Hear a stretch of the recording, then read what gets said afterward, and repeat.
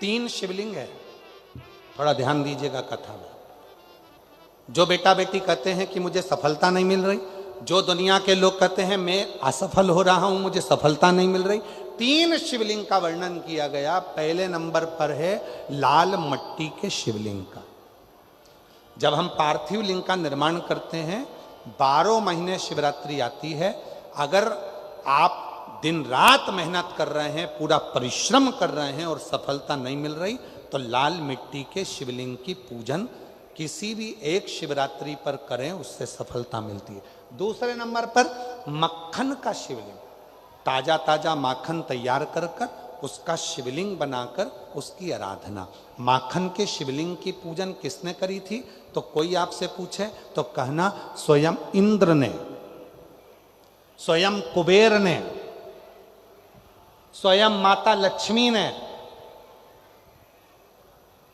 स्वयं माता लक्ष्मी, स्वयं कुबेर ने, स्वयं इंद्र ने माखन के शिवलिंग की आराधना करी, मक्खन के शिवलिंग की साधना करी, शिवलिंग का निर्माण कर कर उसका पूजन कर कर उसका विसर्जन। और तीसरे नंबर पर आता है बेलपत्र चंदन के शिवलिंग का पूजन। जब शरीर में कोई बड़ी बीमारी आ जाती है, डॉक्टर ने कह दिया कि शरीर में गठान आ गई है और वो गठान गल नहीं रही। डॉक्टर शंकर का एक रूप होते हैं। शिव महापुराण में डॉक्टर को शिव कहा गया। डॉक्टर को दिखाओ, जांच कराओ, दवाइयां बोले तो दवाइयां खाओ, जांचे बोले तो जांचे कराओ। साथ में डॉक्टर अपना काम करे, तुम अपना काम करो। कहीं बेलपत्री का यदि कोई पेड़ मान लो सूख गया और कोई पेड़ सूखा हुआ है, और वो सूखे हुए पेड़ की अगर कोई लकड़ी मिल जाए, उस लकड़ी को घिस घिस कर उसका चंदन इकट्ठा करो, चंदन से शिवलिंग का निर्माण करो, शिवलिंग का निर्माण कर कर उस शिवलिंग की पूजन आराधना करने के बाद एक पात्र के अंदर उसी चंदन के शिवलिंग का विसर्जन कर दो। विसर्जन करे हुए उस चंदन को अपनी नाभि से ऊपर के भाग में, मतलब वक्ष स्थल पर, और ये मस्तक से पीछे के भाग में थोड़ा सा उस चंदन का लेपन करना प्रारंभ करो। कितनी भी गठान बढ़ गई हो, चाहे बच्चादानी में बड़ी हो, चेस्ट में बड़ी हो, चाहे ब्रेन ट्यूमर हो गया हो, धीरे धीरे वो गठान गलना प्रारंभ हो जाती है और वो गठान पूरी समाप्त हो जाती है। बेलपत्र का शिवलिंग, मक्खन का शिवलिंग और लाल मट्टी का शिवलिंग, ये दोनों शिवलिंग, तीनों शिवलिंग प्रखर होते करेगा। शिव महापुराण की कथा कहती है, कोई लड़का कोई लड़की 24 साल, 25 साल, 30 साल, 26 साल, 28 साल, 35 साल, 42 साल का भी हो गया, शादी नहीं हो रही, विवाह नहीं हो रहा, संबंध नहीं आ रहे, एक काम करना प्रारंभ कर दो। कोई कोई व्यक्ति एक दुकान खोलता है, बंद करता है, दूसरी दुकान खोलता है, बंद करता है, बार बार माल भरता है, उसको सफलता ही नहीं मिलती, बहुत प्रयास कर लिया, सफलता नहीं मिल रही है, दुकान बदल बदल कर देख लिया, काम बदल बदल कर देख लिया, आखिरी में वहीं की वहीं शून्य पर आकर खड़ा हो जाता है। कोई व्यक्ति मकान को बनाने का सोचता है, बनता ही नहीं है, बहुत प्रयास करता है। तो उसके लिए कहा गया, मंगलवार के दिन, यदि मंगलवार के दिन चतुर्थी तिथि पड़े और उस दिन भगवान शंकर को एक लाल चंदन का चावल का दाना और एक सफेद चावल का दाना, एक लाल पुष्प, एक सफेद पुष्प और 2 लोटा जल शिवजी को एक साथ यदि समर्पित किया जाए, अंगारेश्वर महादेव का नाम लेकर केवल 2 या 3, और यदि आप लोगों ने कहें कि गुरुजी आप कहाँ से बोल रहे हैं, तो फिर निवेदन करेंगे, स्कंद पुराण का अवंती का खंड, गीता प्रेस गोरखपुर की स्कंद पुराण लाओ, पृष्ठ संख्या 721 में लिखा हुआ है, मंगलवार के दिन चतुर्थी पढ़ने पर जो शिव जी को 3, 5 या 7 मंगलवार, चतुर्थी का संगम यदि मंगलवार के दिन हो, और यदि शिव जी को लाल चावल, सफेद चावल, लाल पुष्प, श्वेत पुष्प और 2 लोटा जल जब शिव को दोनों हाथों से समर्पित करता है तो उसका मंगल अपने आप सुख देना प्रारंभ कर देता है, उसका कार्य सफल होता ही, उसका कार्य सफल होगा, उसको फल प्राप्त होगा, उसको फल मिलने लगे। लोग कहते गुरुजी 35 साल की हो गई शादी नहीं हो रही, 25 साल की हो गई शादी नहीं हो रहा, संबंध नहीं आ रहा। मंगलवार के दिन चतुर्थी पड़े, उस दिन 1 लाल चंदन का चावल, 1 दाना चावल का, 1 दाना सफेद चावल का और 1 लाल चावल का दाना लेकर जाओ, 2 पुष्प लेकर जाओ, 2 लोटे जल लेकर जाओ, शिव जी को पहले चावल समर्पित करो, पुष्प समर्पित करो, फिर धीरे धीरे दोनों लोटे से जल से उसको चढ़ाना प्रारंभ करें। शिव को अर्घ बड़े भाव से जब जल चढ़ाएंगे, 2-3 मंगलवार यदि चतुर्थी जुड़े हुए मंगलवार में, मतलब मंगलवार की चतुर्थी पढ़ना चाहिए, चतुर्थी के दिन मंगलवार पढ़ना चाहिए, जो जुड़े हुए समय पर कर लेता है, बाबा देवाधिदेव महादेव की कृपा से ऐसा हो ही नहीं सकता कि उसका विवाह ना हो, विवाह होता जरूर है और कार्य में उन्नति जरूर होती, सफलता जरूर। जो महापुराण की जो कथा है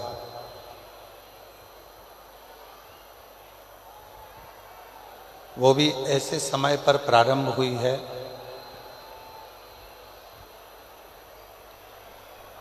जिसको हमारे यहाँ भगवान शंकर की शिवरात्रि में नवरात्रि का रूप दिया गया।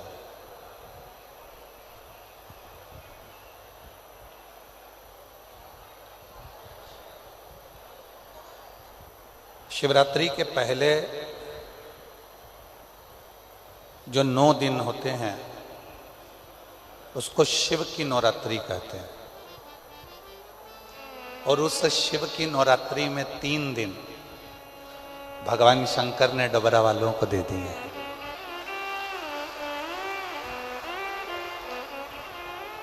आवाज के लिए थोड़ा सा करो, आवाज नहीं आ रही।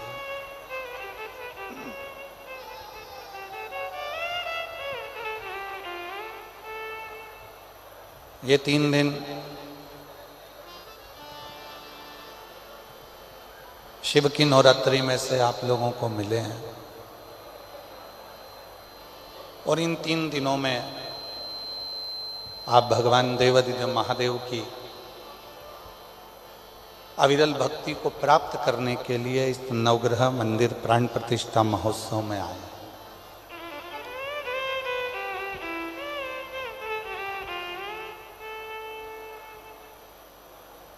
कितना कितना आप ग्रहण करते हैं,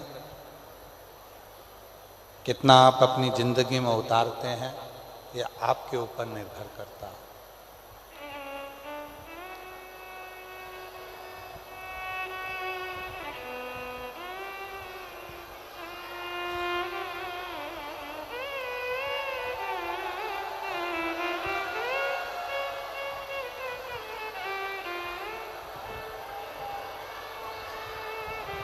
भगवान शिव ओगढ़दानी, त्रिकालदर्शी, कैलाशी, अविनाशी, भगवान शिव की कथा कहती है कि जितना विश्वास आप देवाधिदेव महादेव पर करेंगे, जितना भरोसा आप भगवान शिव पर करेंगे, उतना शिव आपकी तकलीफों को मिटाने के लिए, दुख को मिटाने के लिए आपके दरवाजे पर खड़े मिलेंगे, उतना।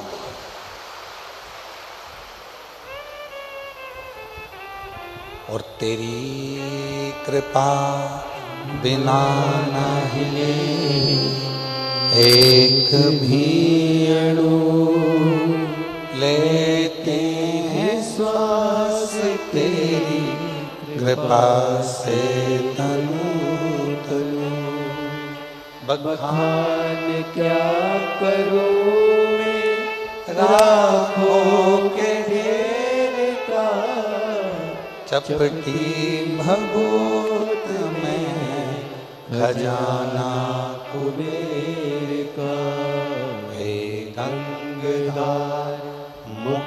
द्वारे ओंकार तू, भोरे ओंकार तू, आयो शरण तिहारी शंभु तार तार तू। शिव को बेलपत्र, शिव को जल, शिव को पुष्प, शिव को धतूरा, शंकर भगवान को ये सब कुछ देने से पहले भगवान शंकर को देना होता है आपका विश्वास, आपका भरोसा।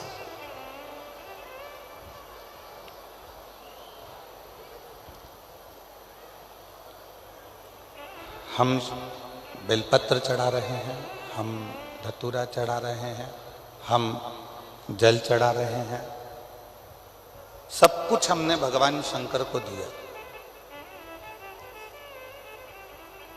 पर उस जल चढ़ाने में, उस बेलपत्र चढ़ाने में, उस धतूरा चढ़ाने में यदि हमारा विश्वास ही नहीं है तो शिव ना तुम्हारा बेलपत्र स्वीकार करता है, ना तुम्हारा जल स्वीकार करता है, शिव ना तुम्हारा धतूरा स्वीकार करता है। रामचरितमानस में तुलसी बाबा जी ने शंकर विश्वास रूपिणो, शिव को विश्वास कहा है।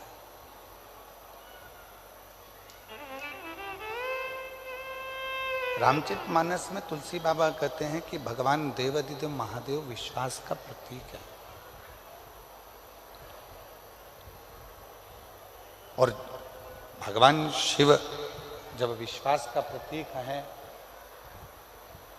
भगवान शंकर जब विश्वास का प्रतीक हैं, तो उनको क्यों ना हम विश्वास दें, हम भरोसा दें, हम दृढ़ता दें।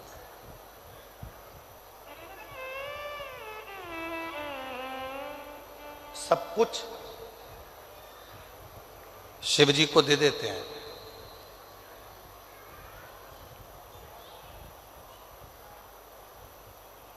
एक लाख सवा लाख बेलपत्र हम शंकर भगवान को चढ़ाएंगे, शिव जी खुश हो जाएंगे, भगवान शंकर प्रसन्न हो जाएंगे। हम 100 लीटर दूध चढ़ाएंगे, भगवान शंकर प्रसन्न हो जाएंगे। मैंने संकल्प लिया है कि भगवान शंकर को इतना दूंगी, शिव को प्रसन्न कर लूंगी, भगवान शंकर को प्रसन्न कर लूंगी। पर महापुराण की कथा कहती है, भगवान शंकर का पवित्र चरित्र कहता है कि शिव को ना तुम्हारा 100 लीटर दूध चाहिए, शंकर भगवान को ना तुम्हारी 1.25 लाख बेलपत्र चाहिए। शंकर भगवान को तो केवल पवित्र मन से और पूर्ण भरोसे से एक बार पंचाक्षर मंत्र नमः शिवाय कह लिया, षडाक्षर मंत्र ओम नमः शिवाय कह लिया, या श्री शिवाय नमस्तुभ्यम कह लिया, शंकर भगवान उतने में तुम्हारा कल्याण करना प्रारंभ कर देते हैं। शिव उतने में स्वीकार कर लेते हैं, भगवान शंकर उतने में स्वीकार कर लेते हैं। शिव तुम्हारे विश्वास से प्रकट होते हैं, भरोसे से। 3 दिन मिले हैं शिव महापुराण के लिए। नवग्रह भगवान की प्राण प्रतिष्ठा के अवसर, और सारे ग्रहों में 2 ग्रह ऐसे हैं, एक मंगल और एक शनि, जो व्यक्ति को देते भी खूब हैं और व्यक्ति को उसके कर्म के अनुसार उसको दंड भी बहुत देते हैं।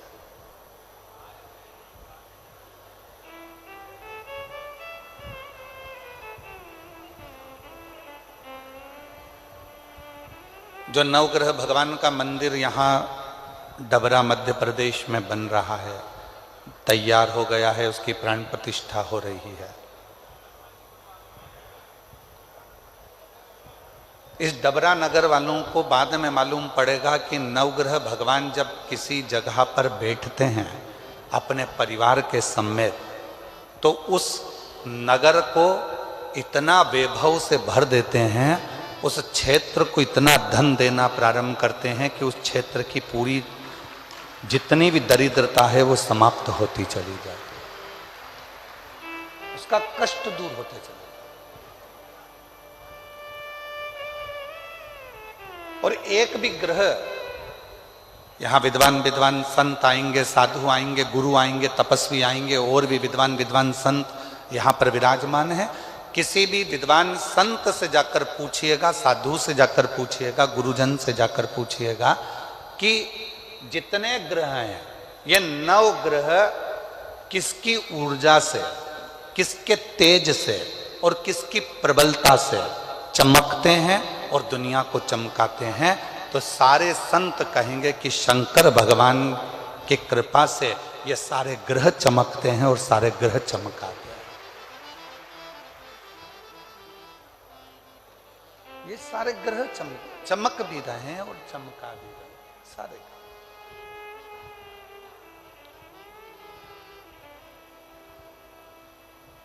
शनि भगवान को जब पांव में लचक आ गई, श्राप लग गया अपनी माता का, शिव की भक्ति करी, काशी में रह गई और शिव ने उनको स्वीकार कर लिया।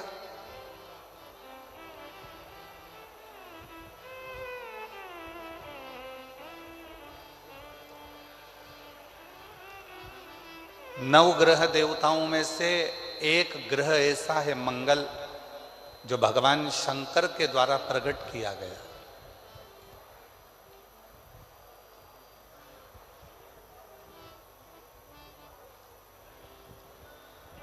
शिव के द्वारा जो प्रकट किया गया,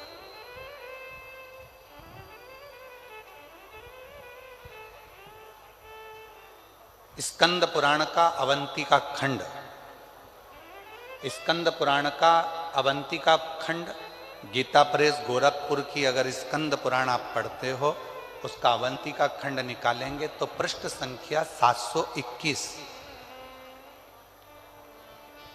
स्कंद पुराण के अवंतिका खंड के गीता प्रेस गोरखपुर की अगर आप स्कंद पुराण पढ़ रहे हैं तो उसकी पृष्ठ संख्या 721 में वर्णन मिलता है अवंतिका खंड में कि एक कनक दानव हुआ। महाराज, अग्नि पुराण का एक छोटा सा चरित्र है, ये कथा में बीच में हम उसको लेकर आए। महाराज, अग्नि पुराण का एक छोटा सा चरित्र, शंकर भगवान का एक परम भक्त था सुखदेव। अग्नि पुराण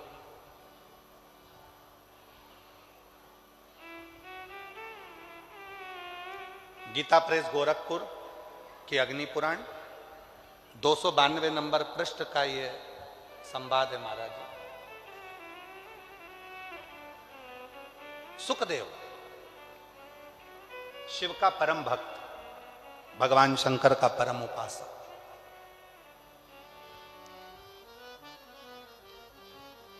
पांच ताऊ जी थे उसके।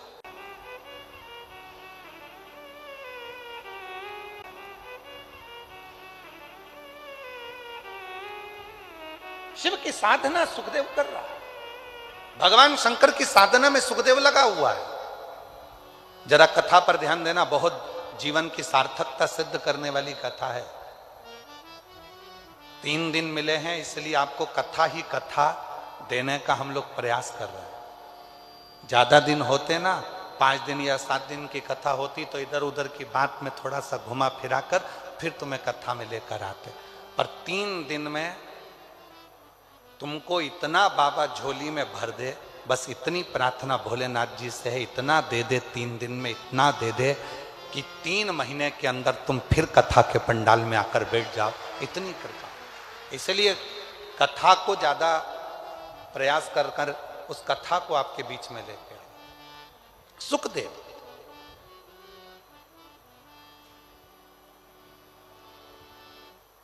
ताऊ, काका, काकी, ताई, ताऊ के बच्चे, काका के बच्चे सब थे। सुखदेव की मां पिता के मरने के बाद मन विचलित होता था, मन विचलित। किससे? सुखदेव, उसका नियम था शिवजी के मंदिर में जाकर 1 लोटा जल चढ़ाना, मंदिर की झाड़ू लगाना, पोछा लगाना। आप में से कई मेरी बहनें हैं, कई मेरी जीजियां हैं, कई मेरे जीजा हैं, कई मेरी बेटियां बेटा हैं, कई माताएं पिता यहां बैठे हैं जो शंकर जी के मंदिर में जाकर झाड़ू लगाते हैं तो दूसरा व्यक्ति आकर हंसता है। क्यों? पंडित जी है तो सही, झाड़ू लगा लेंगे, सेवादार लगा तो है, झाड़ू लगा लेगा, पोछा लगा लेगा। तुम क्यों मंदिर में सफाई करते हो? तुम क्यों मंदिर में झाड़ू लगाते हो? तुम क्यों मंदिर में जाकर पोछा झाड़ू करते हो? किसी से कुछ मत कहो। ताना देने वाले को ताना देने दो, गाली देने वाले को गाली देने दो, अपशब्द कहने वाले को अपशब्द कहने दो। आग लगे बस्ती में, अपन रहो मस्ती में। क्या किसको रोइए, चादर तान के सोइए। किसको किसको रोगे?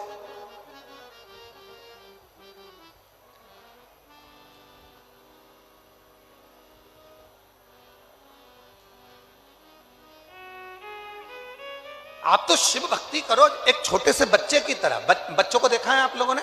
घर से मम्मी पापा बच्चों को जब लेकर जाते हैं तो पूरी तरह से सिखा कर लेकर जाते हैं। देख मां चल रहा है, कोई भी सामान टेबल पे रखा होगा उठा के ऐसे मत खाना हो, जब कोई बोले तो खाना हो, और किसी से अपशब्द मत कहना। बच्चों को कितना सिखा पढ़ा कर लेकर जाते हो। और जैसे ही बच्चा मम्मी के साथ पहुंचा सामने वाली आंटी के घर और सामने रखा हुआ मिल गया रसगुल्ला, टॉफी, मिक्सचर, समोसा, कचौड़ी, बिस्कुट, इतने में बच्चा थोड़ी देर तक तो बड़ी शांति से बैठा। उसके बाद धीरे धीरे हिला, हिलने के बाद खेलता हुआ टेबल के पास गया। फिर मम्मी ने पकड़कर बोला पीछे, हाँ, पीछे आया।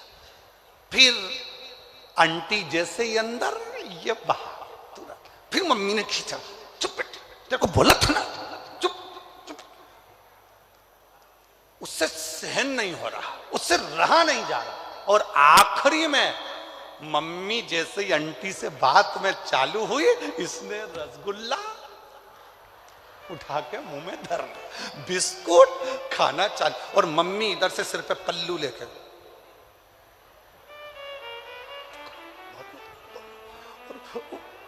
अब तो वो मम्मी को भी नहीं देख रहा। इतने में आंटी बोली, बेटा सब तुम्हारा है, अच्छे से खाओ, बैठ जाओ।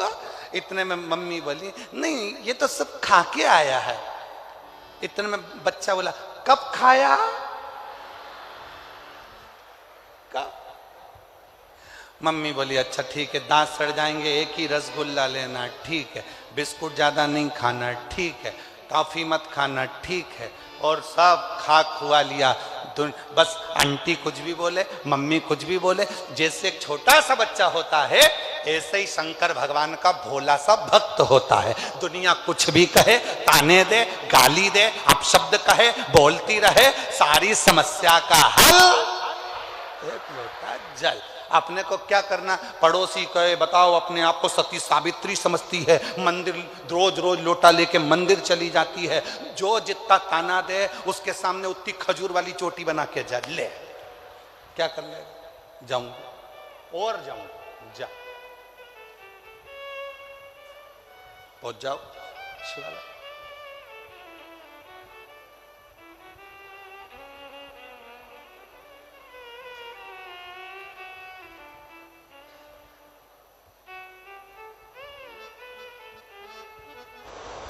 अग्नि पुराण का ये सुंदर संवाद कर रहा है सुखदेव का।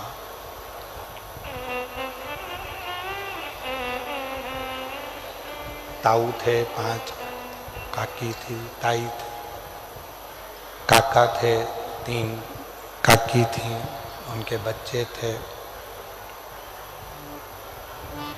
सुखदेव के जो पिता थे, वो पिता सुखदेव के समाप्त हो गए थे, शांत हो गए। मां पिता के गम में बावरी सी हो गई थी।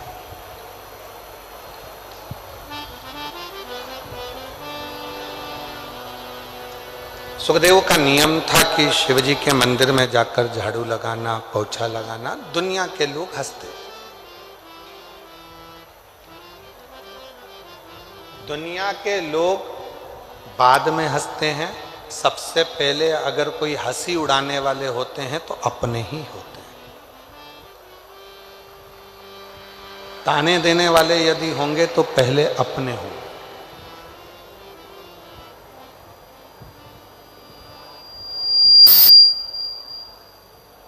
आप पर आक्षेप लगाने वाले होंगे तो अपने होंगे। जिनको आप हाथ पकड़कर चलना सिखाते हो, आगे बढ़ना सिखाते हो, एक दिन वही तुम्हारे मार्ग में पत्थर डालकर तुमको धोखा देना जानते। ये दुनिया की रीति है।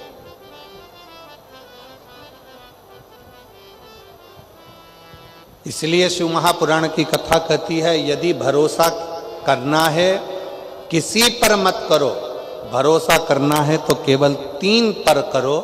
एक अपने आप पर, एक अपने बाप पर और एक देवाधिदेव महादेव पर, बाकी का किसी पर नहीं।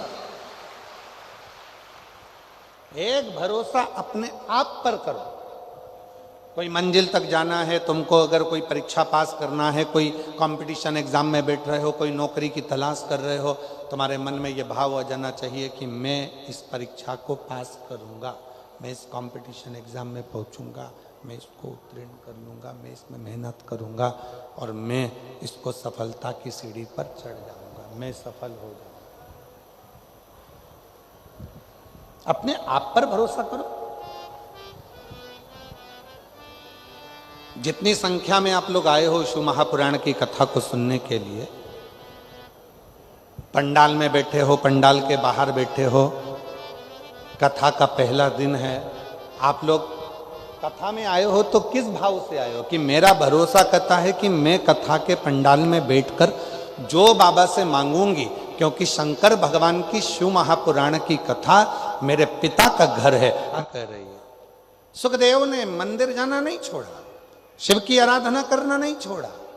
परिवार के लोग ताना देते, हंसते, गालियां देते, आड़ा टेढ़ा कहते, ये कोई होता है? अपशब्द कहते, बहुत कहते। और याद रखना, ताना देने वाले, गाली देने वाले, अपशब्द कहने वाले दूसरे नहीं होते हैं, पहले अपने ही होते हैं। पहले अपने ही होते हैं, कोई दूसरा नहीं। इसलिए सावधान रहें, सावधान।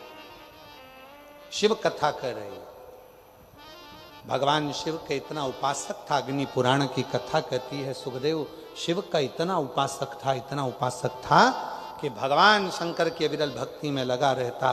परिवार के लोग अपशब्द कहते, ताना देते, माँ को भी ताना देते, पर माँ अपने बेटे से नहीं कहते, वो अपने बेटे से नहीं कहते।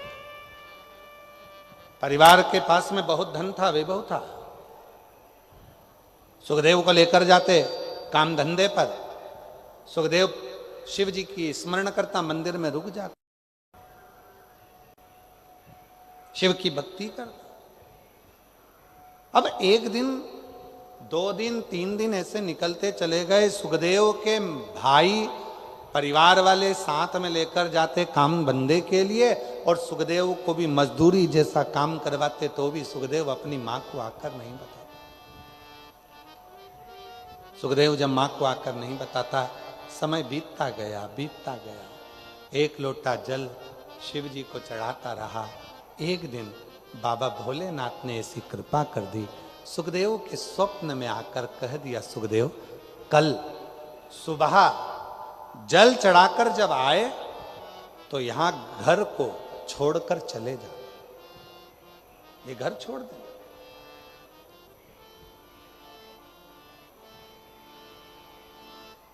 इस घर को छोड़ दे तू। सुखदेव घबरा गया। सुखदेव का नियम था शिव जी को जल चढ़ाकर उस जल को लेकर आकर अपने घर के लोगों को देना, पर घर का परिवार का कोई सदस्य उस जल को नहीं पीता था। सुखदेव वो जल ले जाकर माँ को दे देता था, माँ उस पात्र को लेकर रख देती थी। जल लेने के बाद जो जल बचता था सुखदेव की माँ आखिरी में उस जल को पी लेती थी, पात्र रखा रहता। समय बीतता गया, सुखदेव ने पूरे परिवार से कहा कि भोले बाबा ने रात्रि को स्वप्न में आकर कहा है कि ये मकान ध्वस्त हो जाएगा, ये घर टूट जाएगा, तुम सब छोड़कर चले जाओ। सारे परिवार वाले हंसने लगे, अरे तू तो बावरा है, तू तो पागल है, तू तो मूर्ख है, शंकर जी की भक्ति में लगा रहता है, काम धंधा कुछ सोचता नहीं है, दिन भर बस यही तेरे मन में होता है। परिवार के लोगों ने माना नहीं, पर माँ ने स्वीकार कर लिया। माँ ने कहा बेटा क्या हो गया? माँ शिवजी ने कहा है कि घर छोड़ दे। परिवार के लोगों को कह दिया पर कोई छोड़ने को तैयार नहीं। माँ ने कहा चल अपन दोनों चलते हैं। सुबह के समय पर सुखदेव ने माता को साथ लिया और तुरंत घर छोड़कर बाहर निकला ही था। निकलने के थोड़ी दूर बाद सुखदेव पुनः एक मंदिर को देखता है और मंदिर को देखकर याद आया कि मेरा पानी का लोटा तो घर रह गया। अग्नि पुराण का ये संवाद बड़ा सुंदर संवाद है महाराज जी, अग्नि पुराण का। इसमें एक भक्त के पात्र के जल के पात्र की भी महत्वता बताई। जल के पात्र चले गया, दौड़ कर गया, जो पानी का लोटा रखा था, पात्र रखा था, उसको लेकर आया। जैसे ही पानी का लोटा लेकर पहुंचा, थोड़ी देर बाद घर पूरा की पूरा ध्वस्त हो गया, जमीन में गिर गया, पूरा की पूरा जल में मग्न हो गया और पूरा घर डूब गया। जैसे ही डूबा, नेत्रों से जल बहने लगा सुखदेव के। सुखदेव अग्नि पुराण कहती है जो भगवान शिव को जल चढ़ाने वाला भक्त होता है, शिव उस भक्त को बचाने के लिए अपना सर्वस्व निछावर कर देते हैं। ऐसे देवाधिदेव महादेव। बोल बम का नारा है, अच्छी जम के बोलो जरा, बोल बम का नारा है। हार हार महादेव शिव है। और कितनी बड़ी कृपा, जब तक शंकर जी के चढ़ाने वाले लोटा भी घर के अंदर था, तब तक उस घर का एक अंश भी भूमि पर नहीं गिरा। जैसे ही लोटा बाहर निकला और वो घर भी पृथ्वी पर गिर गया। शिव महापुराण की कथा कहती है कभी अपने अंदर ये अहंकार उत्पन्न मत करना कि मैं चला रहा हूं, मैं कर रहा हूं, मैं करा रहा हूं। शिव महापुराण की कथा कहती है वो तो कहीं ना कहीं कोई भक्त आपके परिवार में, कोई शंकर जी को एक लोटा जल चढ़ाने वाला कोई शिव भक्त आपके परिवार में, आपके घर में रहता है। कोई लोटा जो रोज शिव के मंदिर जाता है, जल चढ़ाकर घर के अंदर आ जाता है, वो जल का पात्र तुम्हारे घर के अंदर रखा है। इसलिए तुम्हारा घर मेरे भोले बाबा ने सुरक्षित रखा है, शिव की कृपा से श्रेष्ठ रखा। ये उसकी उदाहरण, ये उसकी करुणा, ये उसकी दया।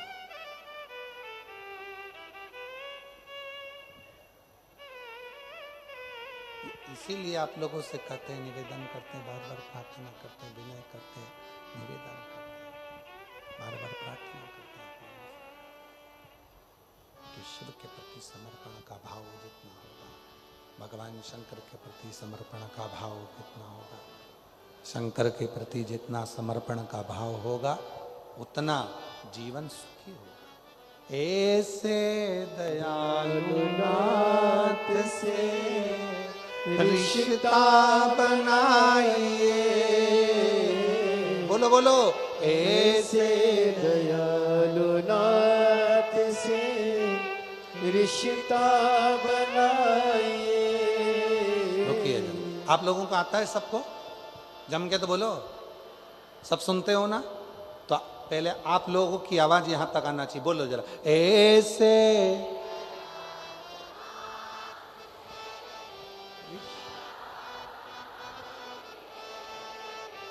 मिलता रहेगा आपको जो कुछ भी चाहिए, मिलता जो कुछ भी। ऐसा करिश्मा होगा जो हुआ कभी नहीं,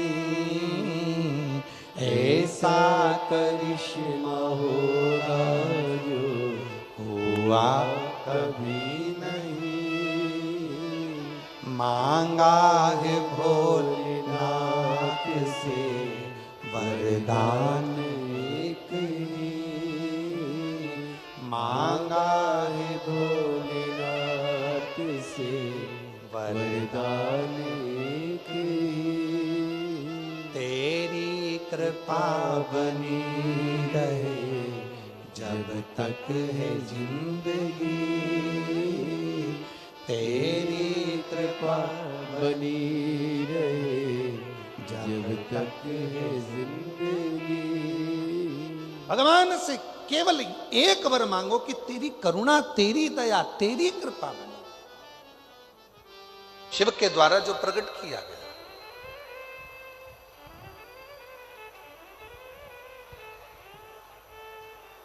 स्कंद पुराण का अवंतिका खंड, स्कंद पुराण का अवंतिका खंड, गीता प्रेस गोरखपुर की अगर स्कंद पुराण आप पढ़ते हो, उसका अवंतिका खंड निकालेंगे तो पृष्ठ संख्या 721। स्कंद पुराण के अवंतिका खंड के गीता प्रेस गोरखपुर की अगर आप स्कंद पुराण पढ़ रहे हैं तो उसकी पृष्ठ संख्या 721 में वर्णन मिलता है अवंतिका खंड में कि एक कनक दानव हुआ।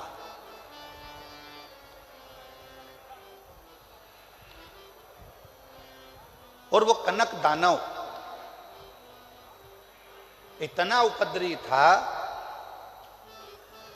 पृथ्वी को जहां जहां पर खड्डे नहीं थे वहां खड्डे कर देता था, वृक्षों को तोड़ देता था, जल को दूषित कर देता था, अग्नि को दूषित कर देता था, वायु को दूषित कर देता था। इतना कष्ट देता था वो कनक दानव कि सारे देवता परेशान हो गए।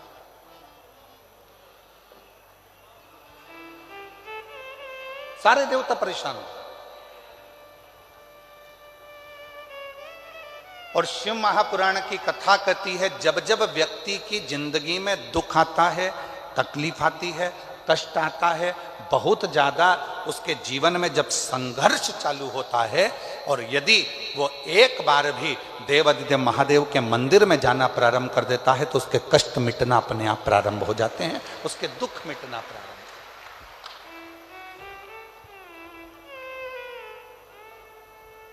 देखिए 3 दिन मिले हैं और हमको मालूम है कि शिव पुराण इस क्षेत्र में हम बहुत साल पहले दतिया में आए थे और उसके पत्र हमारे पास में हैं। जिन जिन ने दतिया में कथा सुनी थी, किसी के यहाँ 15 साल में संतान हुई, किसी के यहाँ 18 साल बाद नौकरी लगी, पत्र हैं हमारे पास में, पढ़ेंगे, ऐसा नहीं कि नहीं पढ़ेंगे। जिनने दतिया में कथा सुनी और आज फिर डबरा के इस पवित्र प्रांगण में बैठकर कथा को 3 दिन की भले करने के लिए आए हैं, पर विश्वास के साथ कहते हैं जिसने भी इस 3 दिन की कथा को दिल से सुन लिया उसका अगला पत्र व्यासपीठ पर जरूर आएगा और वो पत्र हम व्यासपीठ पर मिलेगा। बस विश्वास के साथ सुनिए, भरोसे के साथ सुनिए, दृढ़ता के साथ सुनिए। एक दृढ़ता, एक भरोसा, एक विश्वास जब आपके भीतर होगा और आप उस कथा को सुनेंगे तो आपके जीवन में सुख का अनुभव अपने आप होगा। एक दृढ़ता के साथ सुनिए।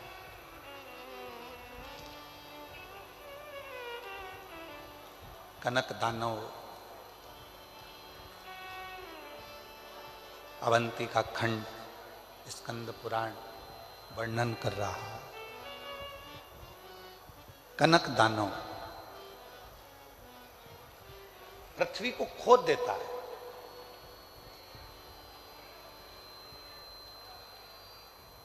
शिव महापुराण की कथा कहती है, बैठे बैठे किसी किसी माताओं की, किसी किसी मेरे जीजियों की, किसी किसी मेरे जीजाओं की, बेटों की, बेटियों की आदत रहती है कि वो बैठे बैठे कोई भी चीज उठा के जमीन को खुरदते ही रहते हैं। इनके पास कोई काम नहीं रहता, बस जमीन को खुरदना।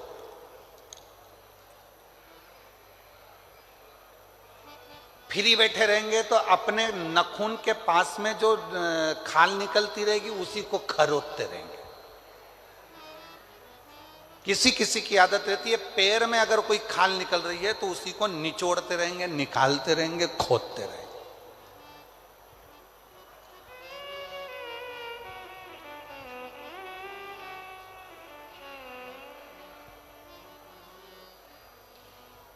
और शिव महापुराण की कथा कहती है यह अच्छी बात नहीं है।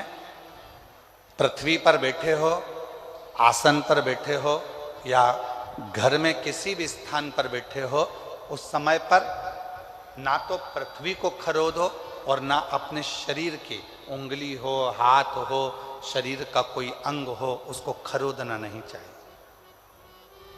इससे दो चीजें आती हैं, एक कर्जा भी बढ़ता है, दूसरी दरिद्रता बढ़ती है। कोई व्यक्ति दुकान पर बैठे बैठे दिन भर अपने हाथ को, उंगलियों को खरोदता रहे, नाखून ही तोड़ता रहे, हाथों से नाखून चबाता रहे, या कोई ना कोई ऐसा काम करता रहे कि पैर के खाल को ही दिन भर नोचता रहे, या अपने पैर से दिन भर बैठा बैठा वो जमीन को रगड़ता रहे, या अपने पाँव से, नाखून से पृथ्वी को खरोदता रहे, तो ये तकलीफ उत्पन्न करता है, ये हमको दुख देता है, ये दरिद्रता भी देगा और हमको कर्जे में भी लाकर छोड़ देगा। दोनों चीज देगा।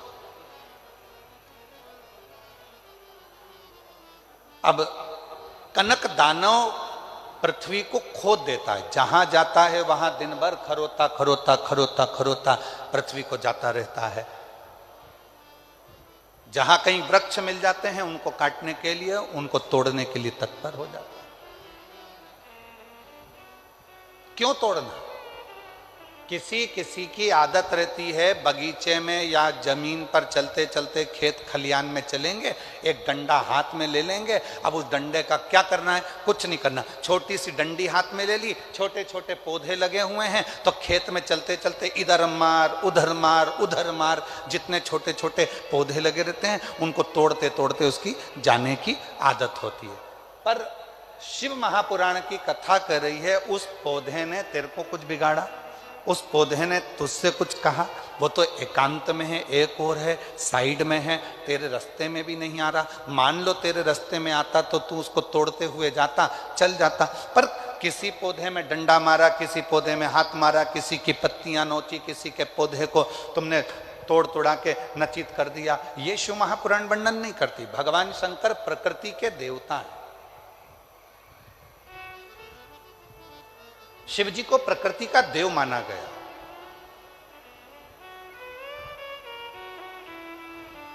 वो तोड़ने में नहीं, वो जोड़ने में सुख देते हैं, आनंद देते हैं। कनक दानव पत्तों को तोड़ रहा है, वृक्षों को तोड़ रहा है, वायु को दूषित कर रहा है। जिस जलाशय के पास बैठता है कनक दानव, बड़े बड़े पत्थर उठाकर जलाशय में पटकता है।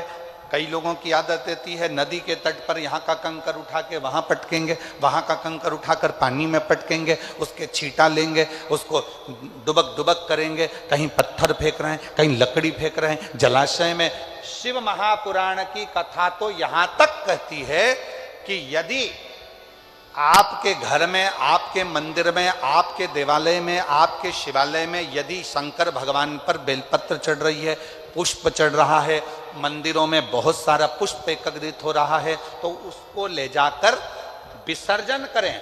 विसर्जन का मतलब ये नहीं है कि नदी में, तालाब में, बावड़ी में, कुएं में ले जाकर डालें। विसर्जन का मतलब है किसी एक स्थान पर उसको एकत्रित करें और जब वो पूर्ण तरह से नष्ट हो जाए तो उसकी खाद बनाकर किसी पौधे में ले जाकर डालें जिससे उस पौधे की उन्नति होना प्रारंभ हो जाए। जरूरी नहीं कि आप जलाशय को दूषित करें, जरूरी नहीं कि किसी नदी, तालाब, बावड़ी या कुंड को आप दूषित करें। विसर्जन का मतलब है कि जब आपने पूजन करी, पूजन करने के बाद आपने चावल का दाना लेकर शिव जी को समर्पित करा और अपनी पूजन का विसर्जन कर दिया, बाबा मेरी गलती को क्षमा करिए, मैंने जो कुछ भी गलती करी है इस पूजन में, अनुष्ठान में, आप मुझे क्षमा कर दीजिए। और वो निर्माल्य को ले जाकर आप एक और ले जाकर उसको एकत्रित करो। जब वो खाद बन जाए पेड़ पौधों में डालो। नदी में डाल दिया, आगे जाकर वो सड़ता रहा, धीरे धीरे धीरे धीरे वो बेकार होता रहा। ये हमारे यहाँ श्रेष्ठता नहीं, ये श्रेष्ठ नहीं।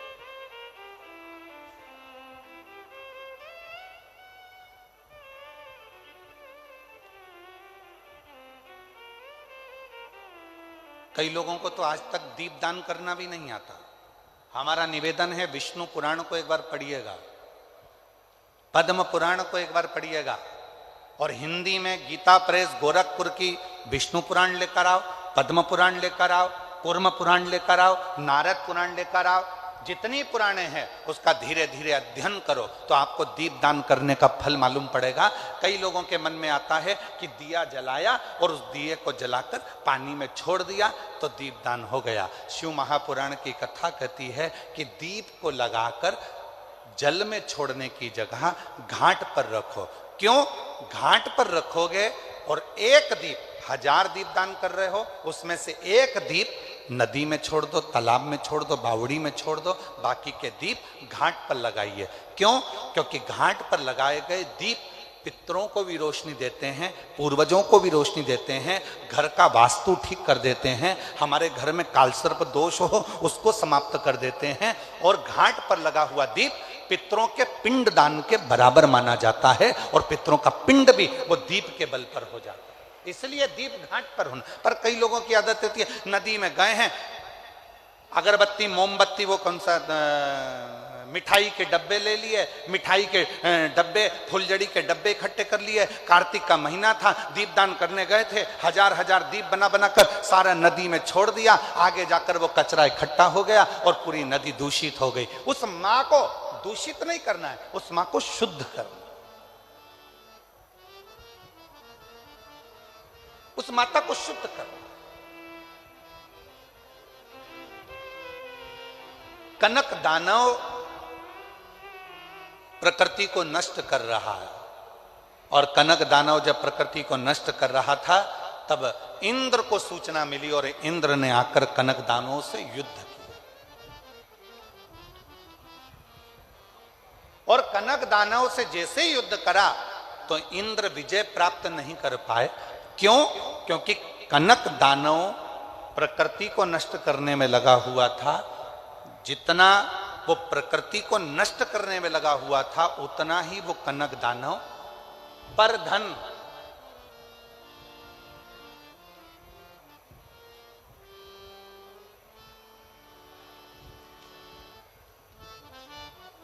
पर स्त्री,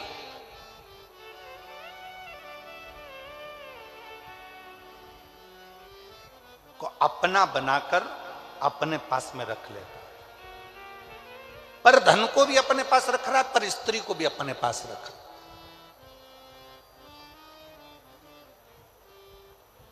और दोनों बर्बाद करते हैं।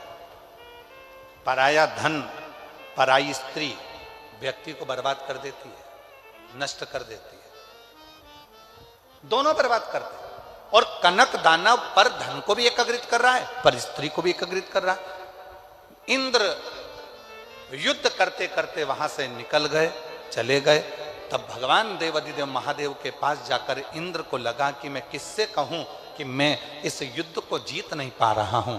भगवान शिव जी के पास इंद्र पहुंच गए, सारे देवता एकत्रित हो गए। पूछा देवाधिदेव महादेव ने, क्या बात है इंद्र, क्या हुआ? तुम तो युद्ध लड़ रहे थे कनक दानवों से और तुम यहां आकर खड़े हो गए, हुआ क्या? बहुत अंतर है महाराज।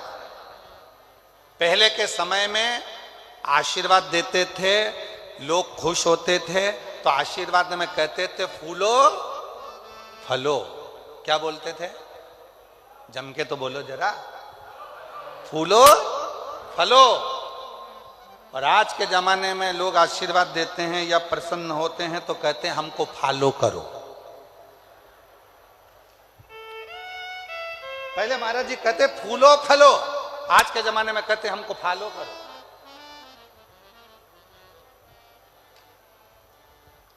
शिव कथा कह रही है, भगवान शंकर का चरित्र कह रहा है। देव अधिदेव महादेव की आराधना साधना भगवान शिव की अविरल भक्ति सुख देने वाली है। और वो सुख कैसे देती है, वो शिव महापुराण की कथा का आज प्रथम दिवस नवग्रह मंदिर की प्राण प्रतिष्ठा में जो सर्व ग्रहों के सेनापति हैं मंगल देव, उनकी कथा से इस कथा को प्रारंभ कर रहे हैं। आज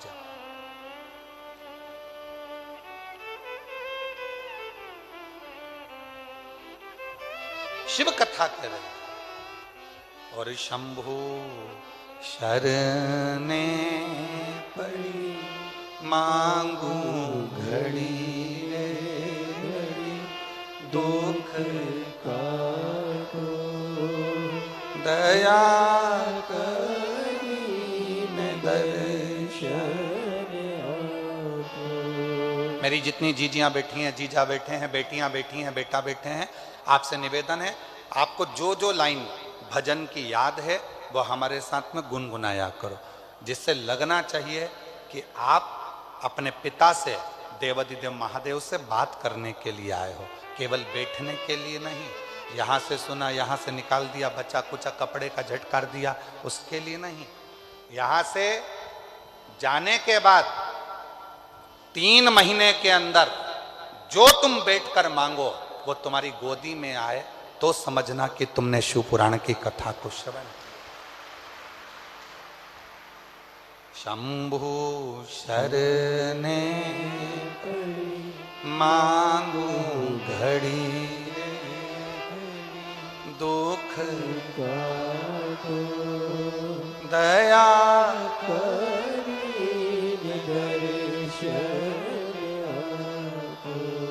भगवान देव अधिदेव महादेव से प्रार्थना करी। इंद्र तुम यहाँ, इंद्र ने कहा प्रभु वो कनक दानव मर नहीं रहा, बहुत उपद्रव मचा कर रखा है, पूरी प्रकृति को नष्ट कर रहा है। भगवान शंकर ने इंद्रदेव से कहा अगर इस कनक दानव को तुम्हें मारना है तो एक काम करो, तुम जितना वो पाप कर रहा है तुम उस पुण्य को बढ़ाना प्रारंभ करो। पुण्य कैसे बढ़ेगा? तो कहा वो पर स्त्री का अपमान करता है, पराई नारी को गलत दृष्टि से देखता है, पराई नारी को अपशब्द कहता है, आप पराई नारी को सम्मान देना प्रारंभ करो। वो पर धन को अपना मानकर उसका गलत प्रयोग करता है, आप अपने पास भगवान का दिया जो धन है उसे सत्कर्म में लगाओ। पर जब अपने नगर में, अपने शहर में, अपने क्षेत्र में एक बड़ा मंदिर का निर्माण होता है, एक दिव्य कोई अच्छी स्थान का निर्माण होता है, तो वहां से संस्कार भी अच्छे जाते हैं, सभ्यता भी अच्छी जाती है। संस्कार, सभ्यता, नम्रता सब मिलती है। और साथ में पूरे क्षेत्रवासियों को, ऑटो वालों को ऑटो का व्यापार, छोटी छोटी दुकान वालों को छोटा छोटा व्यापार, और ना जाने कितने कितने तरह का, जब स्टेशन पर लोग आएंगे तो ट्रेन का, बस से आएंगे तो बस का, गाड़ी का, कहीं होटलों का, कहीं छोटे छोटे रुकने वाली लॉजों का, कितना कितना कितना कितना व्यापारीकरण बढ़ता चले जाएगा। और धीरे धीरे हमारा डबरा एक दिन उन्नति की सीढ़ी पर आगे आकर खड़ा हो जाएगा। ये डबरा का आनंद है।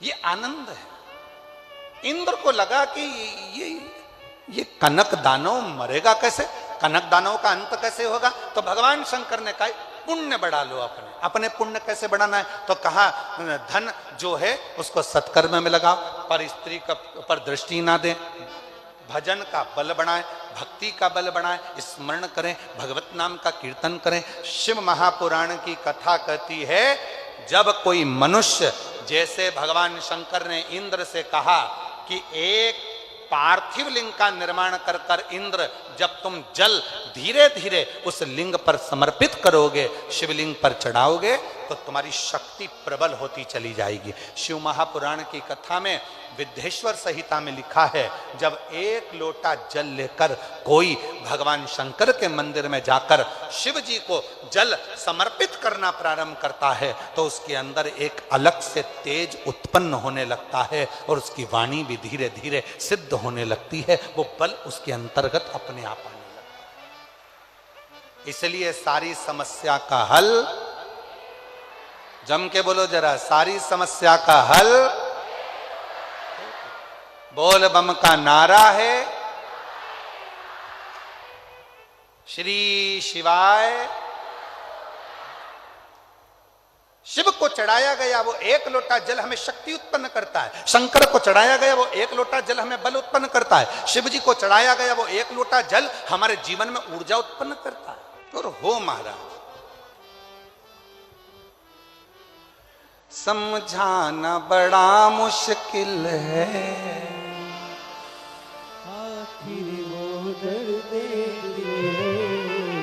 समझाना बड़ा मुश्किल है, आखिर वो दर्द सच्चा दरबार लगा है, ये भोले की महफिल है, सच्चा दरबार लगा है, ये भोले की नैनों को डमरू वाले का, नैनों को काशी वाले का, नैनों को डमरू वाले का दीदार चाहिए, वो काशी रहने वाला भोलानाथ चाहिए, वो काशी रहने वाला भोलानाथ चाहिए, वो काशी रहने वाला भोलानाथ चाहिए, वो काशी रहने वाला भोलानाथ चाहिए। दोनों हाथों से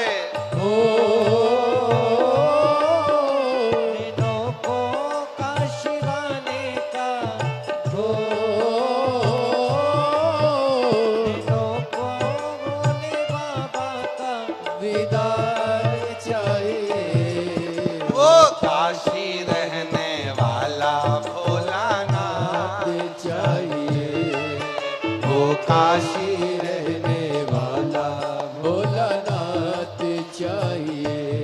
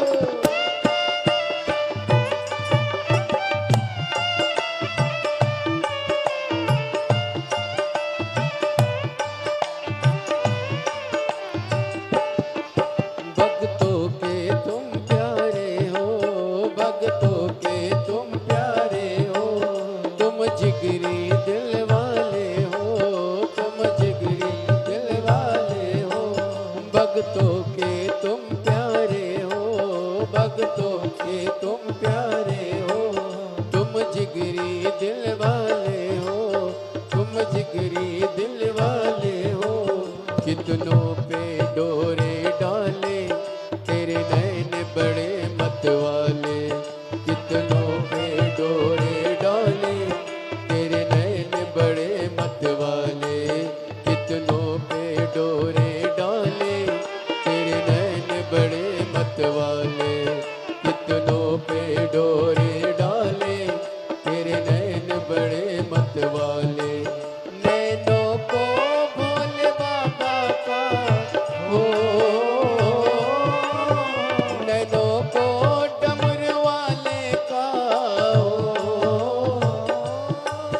नैनों को काशी वाले का दीदार चाहिए। वो काशी रहने वाला भोलानाथ चाहिए। वो काशी रहने वाला भोलानाथ चाहिए। अपनी किस्मत का ताला ओ,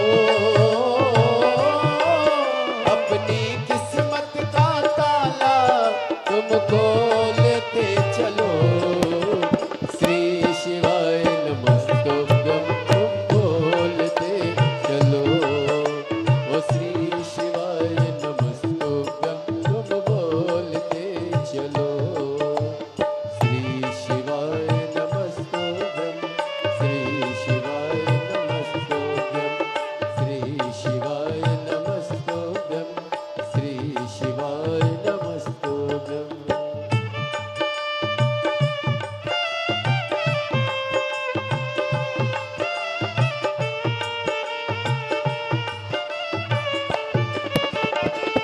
दोनों हाथों से बड़े प्रेम से।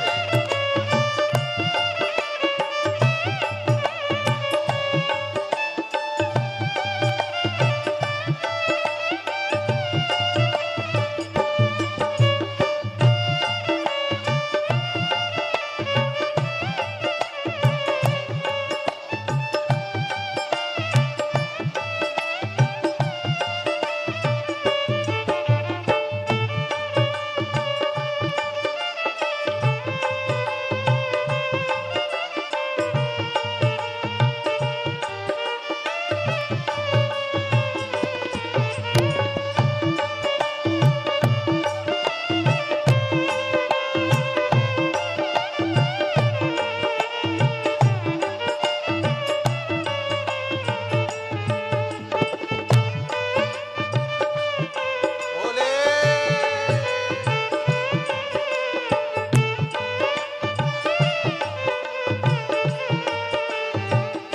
ओहो।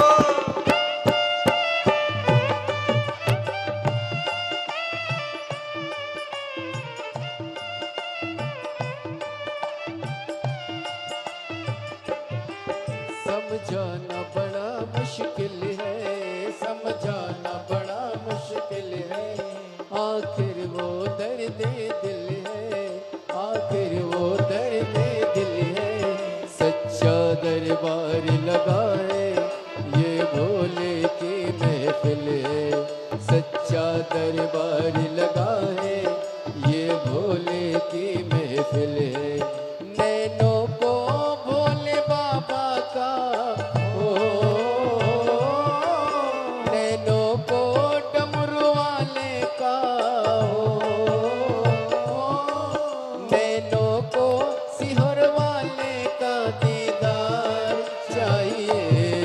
वो काशी रहने वाला भोलानाथ चाहिए। वो काशी रहने वाला भोलानाथ चाहिए। अपनी किस्मत का ताला ओ, अपनी किस्मत का ताला तुम खोलते चलो। श्री शिवाय नमस्तुभ्यं तुम बोलते चलो। श्री शिवाय नमस्तुभ्यं तुम बोलते चलो। श्री शिवाय नमस्तुभ्यं, श्री शिवाय नमस्तुभ्यं, श्री शिवाय नमस्तुभ्यं, श्री शिवाय नमस्तुभ्यं, श्री शिवाय नमस्तुभ्यं, श्री शिवाय नमस्तुभ्यं, श्री शिवाय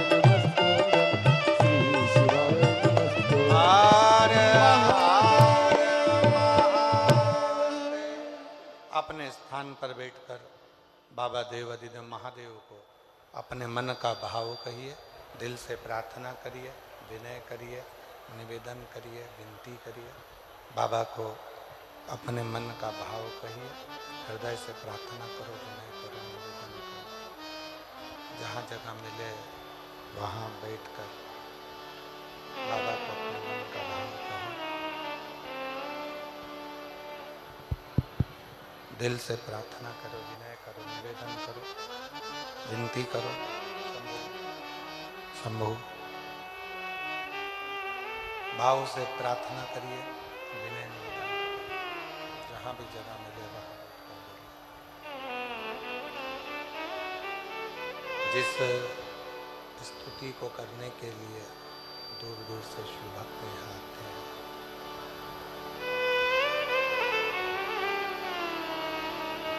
जिस प्रार्थना को करने के लिए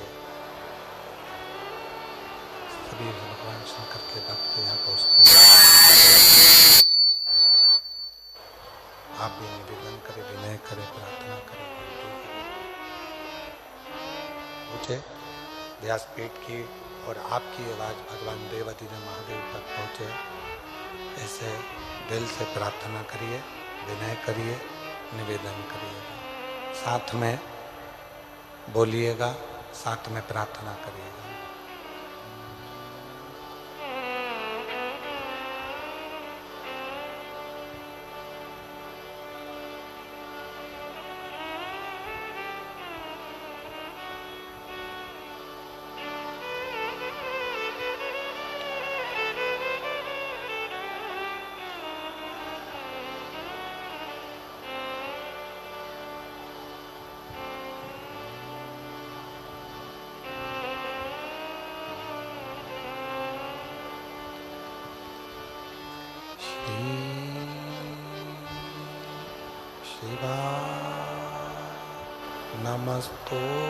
नमस्तोभ्यं श्री शिवाय नमस्तोभ्यं श्री शिवाय नमस्तोभ्यं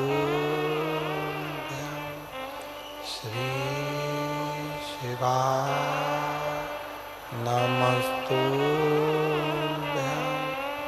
श्री शिवाय नमस्तोभ्यं।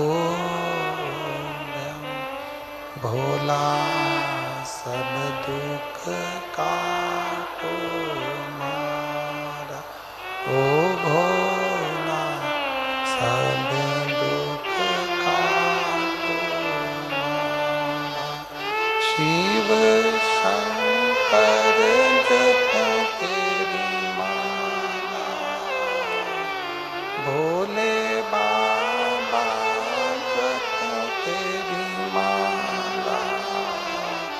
भोला सब दुख काटो मारा, ओ भोला सब दुख काटो। देश है मंगल मंगलकारी, देश है मंगल मंगलकारी। शमशान वासी हमारा, शमशान वासी हमारा। ओ भोला सब दुख काटो मारा, ओ भोला सब दुख काटो मारा।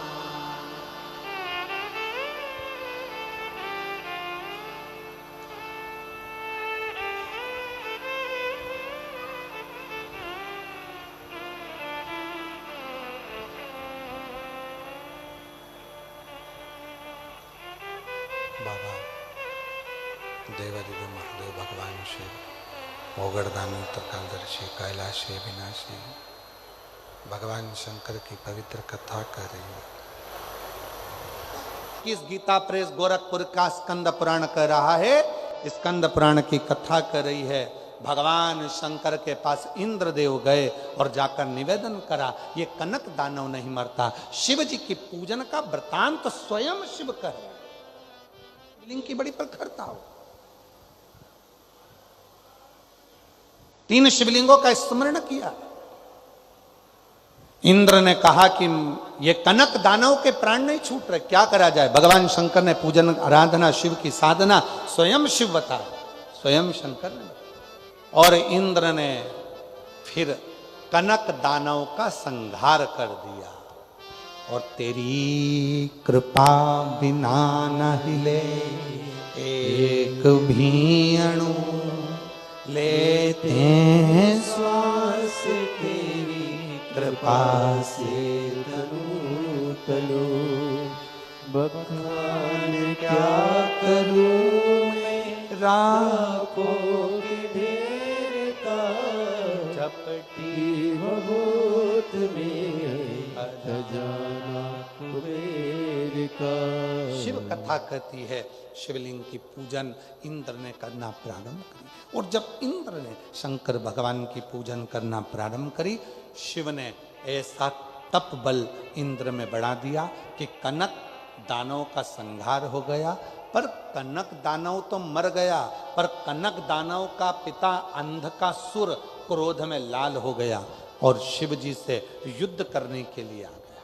भगवान देवादिदेव महादेव से युद्ध करने। भगवान शंकर ने उस अंधकासुर पर क्रोध करा। क्रोध करते से ही शिव जी के मस्तक से पसीने की बूंद पृथ्वी पर गिर गई।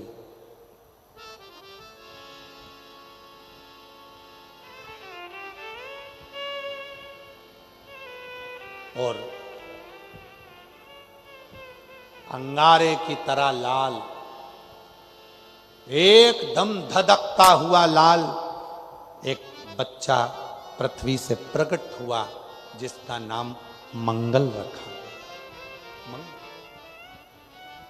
नौ ग्रह में एक मंगल ग्रह ऐसा है जो भगवान शिव के पसीने के द्वारा, शिव के द्वारा प्रकट हुआ है, जिसको शंकर का ही अंश माना गया है।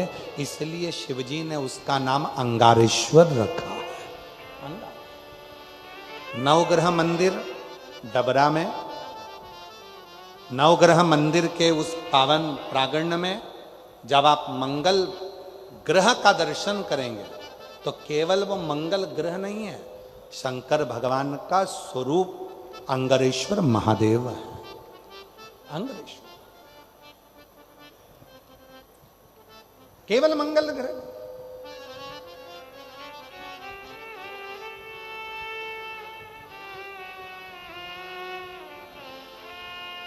कितनी कृपा करी है शिव जी ने, जो डबरा में नवग्रह में नवग्रह देवता अपने अपने परिवार के समेत यहां पर विराजमान। और कितनी कृपा करी है भगवान भोलेनाथ ने, स्वयं मंगल ग्रह उन नवग्रह देवता के जो सेनापति के रूप में विराजित हो रहे।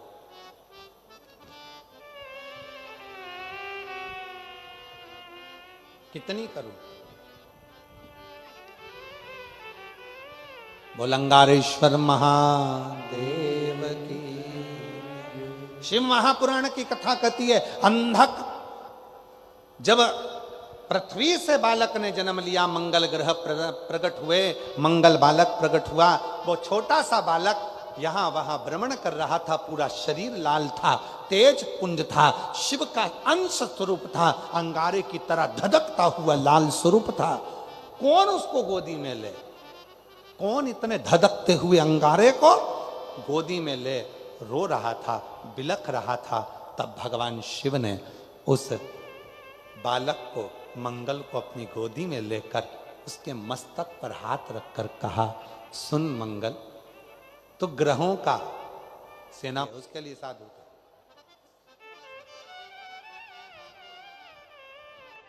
और ऐसे दयालु नाथ से, बोलो सब बोलो, रिश्ता ऐसे दयालु नाथ से रिश्ता बनाइए, मिलता रहेगा आपको जो कुछ भी चाहिए, मिलता रहेगा आपको जो कुछ भी चाहिए। मांगा है भोलेनाथ से वरदान एक ही, मांगा है भोलेनाथ से वरदान एक ही।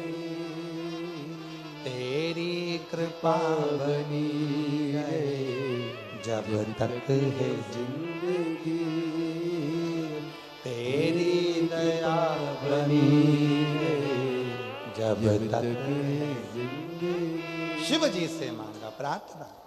महाराज स्वयं शिव ने करुणा कर कर अंधत्व को भी समाप्त किया।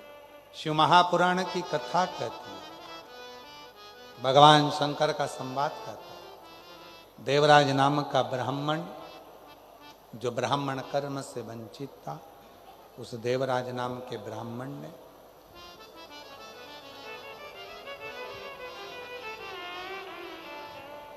चोरी का धन ले जाकर शिव मंदिर में बैठकर कथा का रस तत्व ग्रहण कर लिया। आ जाइए, आ जाओ, शिव तत्व को श्रवण कर। भोलेनाथ से वरदान एक ही, मांगा है भोलेनाथ से वरदान एक ही। तेरी कृपा बनी शिव है ना, बाबा है सुनने वाला।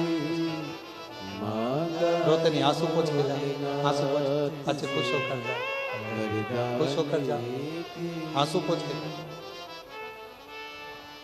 ऐसे दयालु नाथ से रिश्ता बनाइए, ऐसे दयालु नाथ से रिश्ता बनाइए, मिलता रहेगा आपको जो कुछ भी चाहिए, मिलता रहेगा आपको जो कुछ भी चाहिए। शिव से प्रार्थना। देवराज नाम के ब्राह्मण टूटे हुए शिवालय में जाकर शिव कथा को श्रवण करते। भगवान शंकर की कृपा, करुणा, उदारता से देवराज ब्राह्मण के जब प्राण छूटते हैं तो शिव नंदी लेकर आते हैं, नंदी पर बिठा कर ले जाते। देखिए, देवराज नाम के ब्राह्मण की जो मां थी, शिव के मंदिर में जाकर लोटा भर जल चढ़ाती थी। उसका फल ये मिला कि देवराज अंत क्षण में शंकर की शरणागति में चला। हृदय से लिखा, एक बार जोरदार ताली बजाओ। शिव कथा कर रही है, भगवान शंकर का संवाद। एक बिंदुक नाम का ब्राह्मण, जिनकी धर्म पत्नी का नाम चंचूला देवी, प्राण छूटने के बाद प्रेत योनि में पड़ गया था, मोक्ष नहीं हो रहा था। पत्नी काशी यात्रा को जाती है और काशी यात्रा में जाते जाते धर्म पत्नी शिव की कथा को श्रवण कर लेती है। प्राण छूटते हैं तो मां जगत जननी पार्वती की सहेली बन जाती है। जब मां जगत जननी पार्वती की सहेली बन गई, मौन होकर बैठी रहती है तो मां पूछती है, चंचुला क्या हुआ? चंचुला कहती है, मेरे पति को मुक्ति नहीं मिली। कथा सुन। किससे सुन? देवऋषि नारद जी को श्राप लगा था कि एक जगह नहीं बैठ सकते, तो कथा कौन सुनाए? तुम रुका जी के पास जाओ। स्वयं भृंगी जब माता जगतजननी जगदम्बा पार्वती को शिवलिंग का निर्माण करना बता रहे थे, तब स्वयं भृंगी ने माता पार्वती को कहा था कि स्त्री नारी के मन में धर्म, सेवा, समर्पण, सत्संग ये सब रहता है, सब रहता है। बहुत ध्यान से सुनिएगा। एक माता जी कह रही थी कि स्त्री को सुंदरकांड नहीं पढ़ना चाहिए क्या? स्त्री को हनुमान चालीसा नहीं पढ़ना चाहिए क्या? क्या स्त्री को शिवलिंग का पूजन नहीं करना चाहिए क्या? भैया कोई पुराण में ऐसा लिखा हो कि नारी शिवलिंग को ना छुए? कहीं पुराण में ऐसा लिखा हो कि नारी हनुमान चालीसा का पाठ ना करे? कहीं पुराण में ऐसा लिखा हो कि सुंदरकांड का पाठ स्त्री को नहीं करना चाहिए? तो जरूर बताना।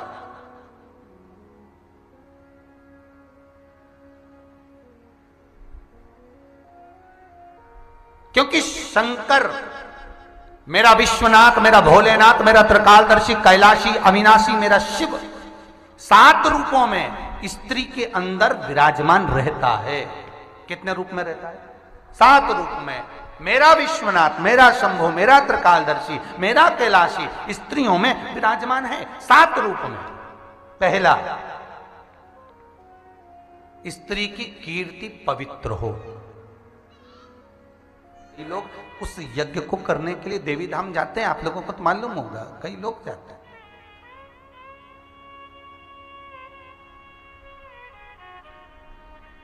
सात रूप में मेरा विश्वनाथ, मेरा भोलेनाथ, मेरा त्रिकालदर्शी 7 रूपों में विराजमान। पहला, नारी के अंदर उसकी कीर्ति पवित्र हो। दूसरा, उसका सौंदर्य हो, उसमें सुंदरता, सौंदर्यता। कहा स्त्री, नारी अगर बूढ़ी भी हो जाती है, एक वृद्ध माता का दर्शन करिएगा। आपके घर में बूढ़ी मां होगी, बुजुर्ग माताएं होती हैं, तो जो नारी अगर बूढ़ी भी हो गई तो स्वयं भृंगी कह रहे हैं मां जगतजननी जगदम्बा से, हे पार्वती, हे अंबा, हे जगदम्बा। भगवान शिव तो खुद स्त्रियों के अंतर्गत 7 भाव में रहते हैं। एक जो नारी की सुंदरता है, ये शंकर की ही दी हुई है। शिव नारी के भीतर विराजमान है, उसकी आत्मा में, रोमावली में। इसलिए नारी सुंदर दिखती है, भले वो बूढ़ी क्यों ना हो जाए, वो भले वृद्ध क्यों ना हो, उसकी सुंदरता,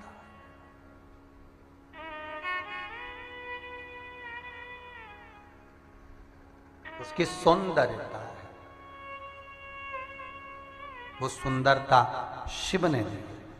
तीसरा, वाणी मधुर हो। भृंगी कह रहे हैं श्रृंगी का भाई भृंगी, जो भगवान शिव के गण हैं, वो मां अंबा से कह रहे हैं, जगदम्बा से कह रहे हैं, नारी की वाणी मधुर हो। ये शिव ही उसकी वाणी में विराजमान होते हैं। महाराज, तीसरा। चौथा, समय पर स्मृति रहे। पुरुष का स्वभाव भूला होता है, ये रामचरितमानस भी कहती है। दशरथ जी वर देकर, कितना सुंदर लिखा है, कैकई से कहते हैं, अरे कैकई, मेरा भूला स्वभाव है, मुझे याद नहीं रहता। अगर तुझे वर मांगना है तो मांग ले, तू बताना क्या बात है। फिर कैकई ने याद दिलाया, याद करो, मेरे 2 वर धरोहर में रखे हैं। पति बोलकर भूल जाता है, पति अपनी शादी की तारीख भी भूल जाता है, पति जन्मदिन भी भूल जाता है, पति अपने बच्चों का जन्म कितनी तारीख को हुआ भूल जाता है, पर नारी नहीं भूलती, उसकी स्मृति प्रबल होती।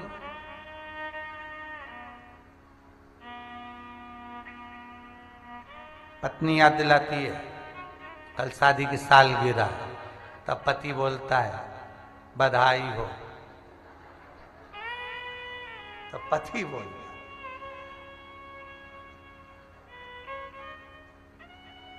फिर पति अपने दोस्तों को फोन लगा के बोलता है कल हमारी शादी की हमको तो पहले ही मालूम था, हम तो सवेरे विश करने वाले थे। मतलब पूरे मोहल्ले को मालूम, बस इसी को नहीं मालूम जिसकी है।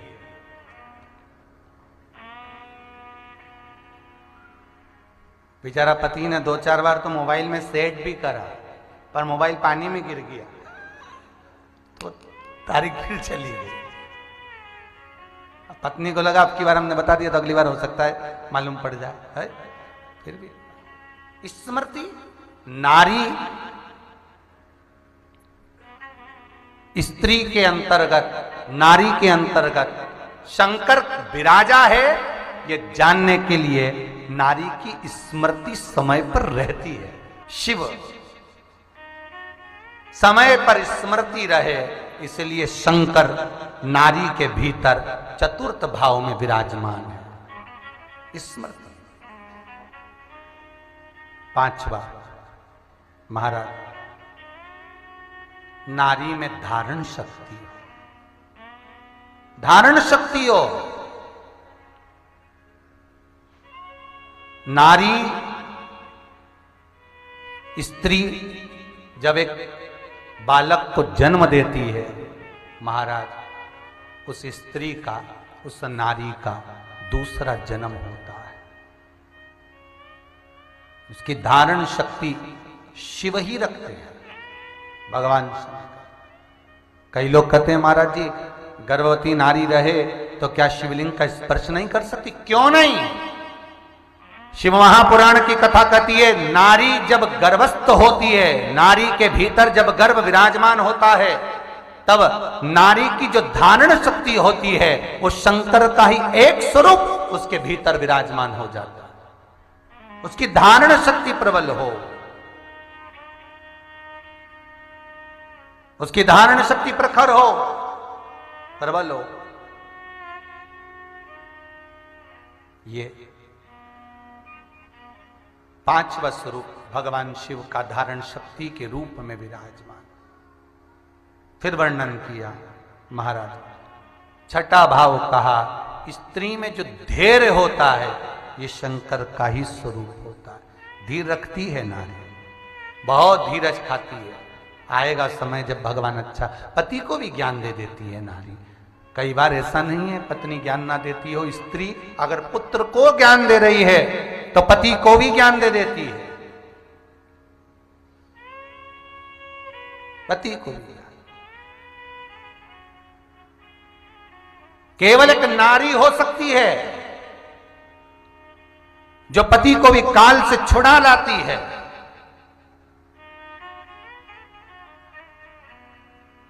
शिव पुराण तो यहां तक कहती है कि नारी पति को दूसरा जन्म भी दे देती है। शिव पुराण उठाइए, आ जाओ माता धूमावती का चरित्र। धूमावती का चरित्र, जब स्वयं गणेश जी महाराज आकर बोले मां भूख बहुत तेज लग रही है, आपके पास में कुछ है मैया? मैया ने देखा कि घर में तो कुछ भी नहीं, क्योंकि पार्वती एक साधारण मृत्यु लोक में रहने वाली महारानी, जैसे आप और हम रहते हैं। कभी घर में कुछ है, कभी नहीं है। कभी घर में गजक का डब्बा है, कभी नहीं है। कभी घी है, कभी नहीं है। घर ऐसा ही तो होता है। तो शिव और पार्वती का घर कोई दूसरा नहीं, वही घर है, वही घर।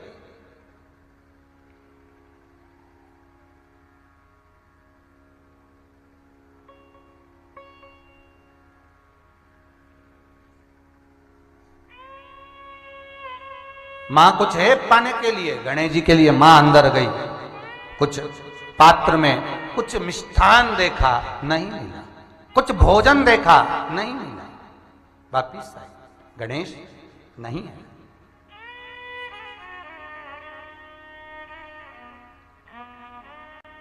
नहीं है, नहीं। थोड़ी देर बाद अशोक सुंदरी आ गई, शंकर भगवान की छोटी बेटी। मां भूख लगी है, बहुत तेज भूख लग रही है माँ, कुछ देओ ना। माँ ने कहा भोजनशाला में कुछ भी नहीं।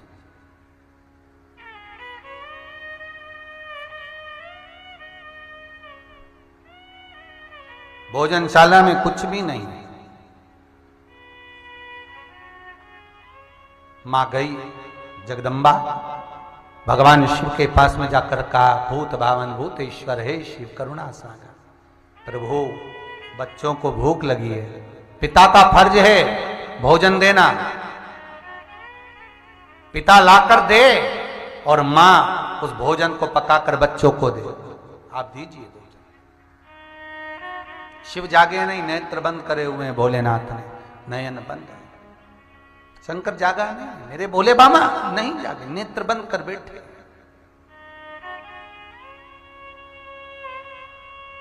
जागते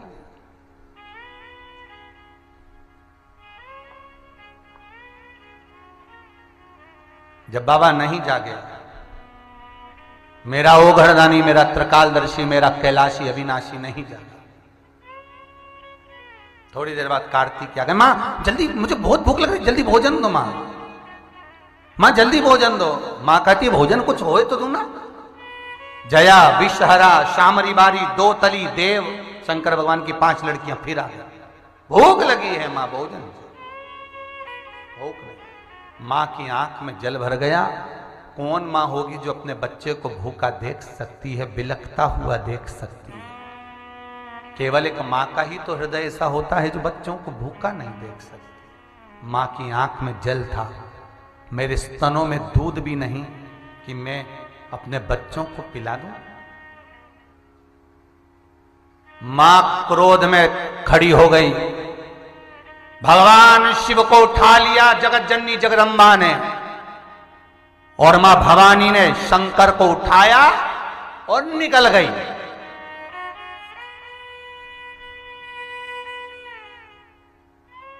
भगवान शंकर को उठाकर मेरी मां जगदम्बा निगल गई मुख के अंदर।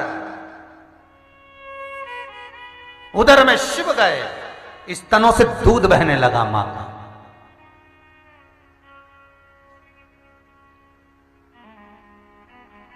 जब स्तनों से दूध बहा मां का, तब गणेश, कार्तिकेय, जया, विषहरा, शामरी बारी, दो तली, अशोक सुंदरी सबको दूध पिलाया। सबको जब दूध बह रहा है, जया, विषहरा, शामरी बारी, दो तली, देव आदि आदि जितनी है रानी, जितनी पुत्र पुत्रियां हैं, सबको स्तनपान। हाहाकार मच गया, चारों तरफ शिव नहीं है, शंकर नहीं, कहां चले गए, दिखते नहीं। भूत भावन भूतेश्वर नजर नहीं आते, कहां गए, ढूंढा, सारे देवताओं ने स्तुति करी, बता कहां शिव हैं। तब मालूम पड़ा कि उनको तो जगदम्बा निगल गई है। विनती करी, मां आप कृपा करो, बाबा को फिर प्रकट करो। तो यहां शिव कथा तो ये कहती है कि नारी अगर एक बेटे को जन्म देती है तो स्त्री, नारी एक पति को भी दूसरा जन्म देती है। पूरे जीवन काल में एक समय ऐसा आता है, वो कभी भी आ सकता है, जिस समय पत्नी पति के लिए तत्पर खड़ी मिलती है।